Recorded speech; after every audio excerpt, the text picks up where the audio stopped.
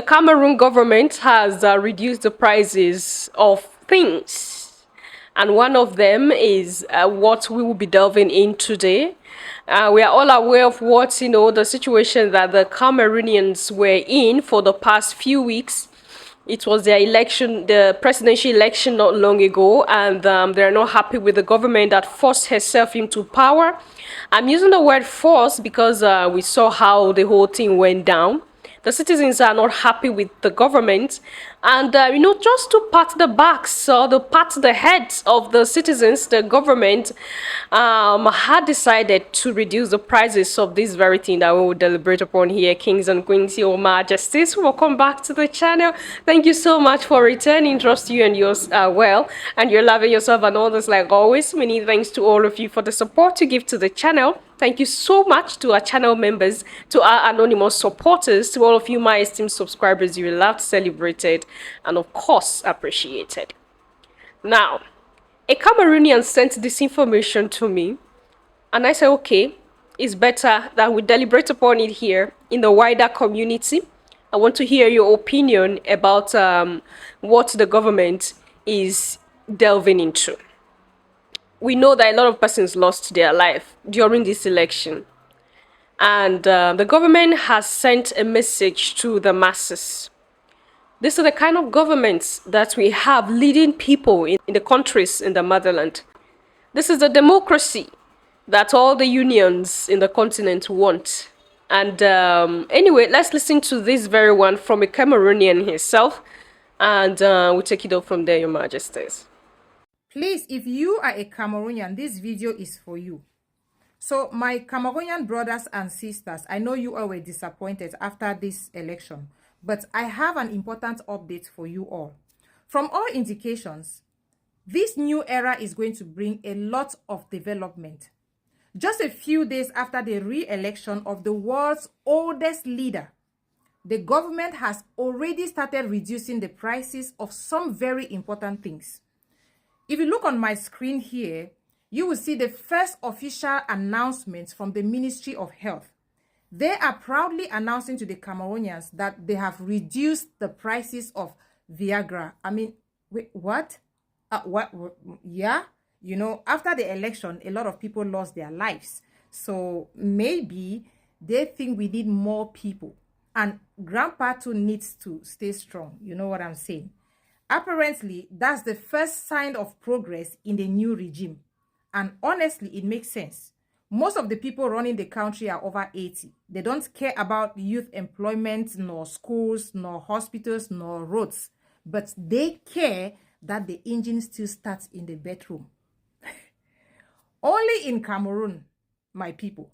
I mean, only in Cameroon, where national development starts below the belt.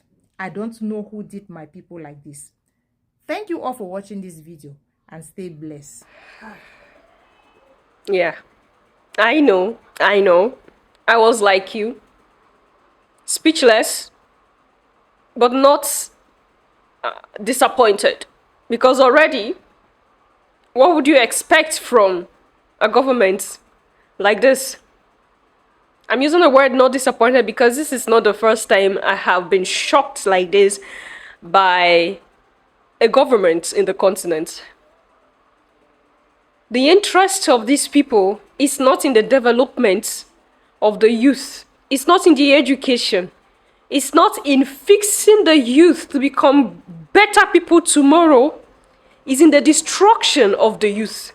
So the interest is just have the strength, multiply, fill the whole region of Cameroon, just be giving birth to children. That's I can't, no, I don't know, Majesties.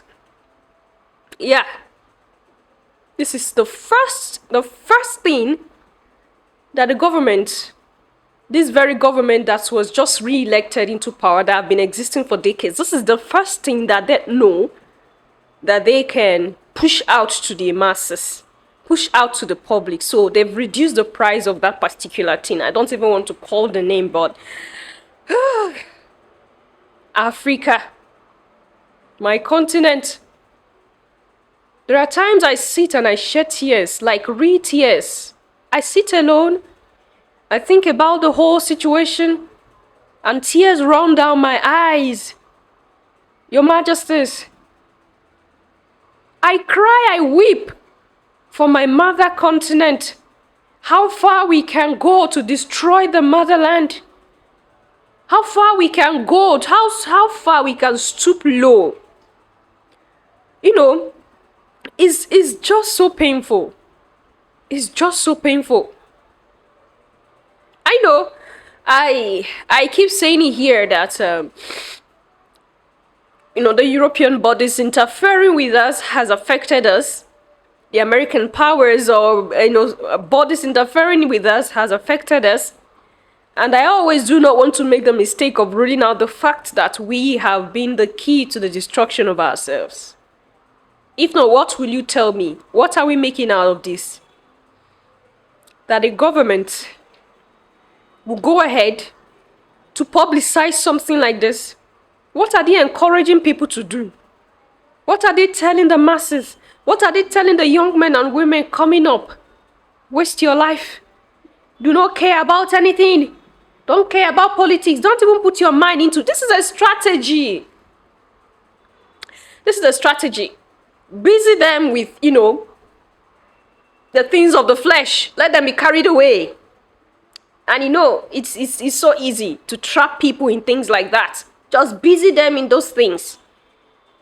So they will leave you. They'll back off. Because the youth in Cameroon are beginning to delve into politics. They want to know what is going on there. No, we do not want this anymore. We are tired of this. So the best way to trap these young minds is to divert their energy into, wasting their sexual energy. Is this not the demon itself? Is this not... We are looking for the devil. We think the devil is somewhere in a fire, in a pit of hell, somewhere far away. This is the devil. This is the demon itself. Ruling people in the continent of Africa. It is quite unfortunate. But this is the reality before our faces. We can't just run away from it. We can't hide. I was like, how do I begin to talk about this? How do I begin to tell my people this is what Cameroon is doing? How do I begin to bring up this discussion to my kings and queens and letting you know that, oh, Majesties, so the government of Cameroon is beginning to reduce the prices of this particular thing. Goodness gracious me, your Majesties. It was a bit heavy for me, but I have to say these things because we can't shy away from everything. We can't shy away from everything. Your Majesties, this is how destructive the African leaders are. This is how destructive those leading African countries are. They don't care about the masses. They don't care about the population. They don't care about the growth of the nation. They don't care. What they care about is just them sitting up there, representing their puppeteers so well because they are all puppets and, thinking about themselves and their immediate families. Any other thing is not their concern. And it's quite disheartening. I know, Majesties. Now, when the youth are beginning to see that, okay, there is a reason why we should pay attention to these things, there's a reason why we should voice out, there's a reason why we have to do this, they are looking for a strategy to pull the youth back again into the life of debauchery, a wasted life, so that they wouldn't have anything to write home about. Majesties. And they have forgotten that there is nobody that lives forever. This our flesh does not exist forever. It will fall down and fade away one day. Yes, our life live on. Of course, we don't die. We pass to another realm, another dimension. But this flesh of ours doesn't exist forever. It will fall off no matter how you try your best to keep it up, to hold it up. Yes, there are few who are doing that through sorcery, through, other forces, through some knowledge that I tell you it's is demonic knowledges.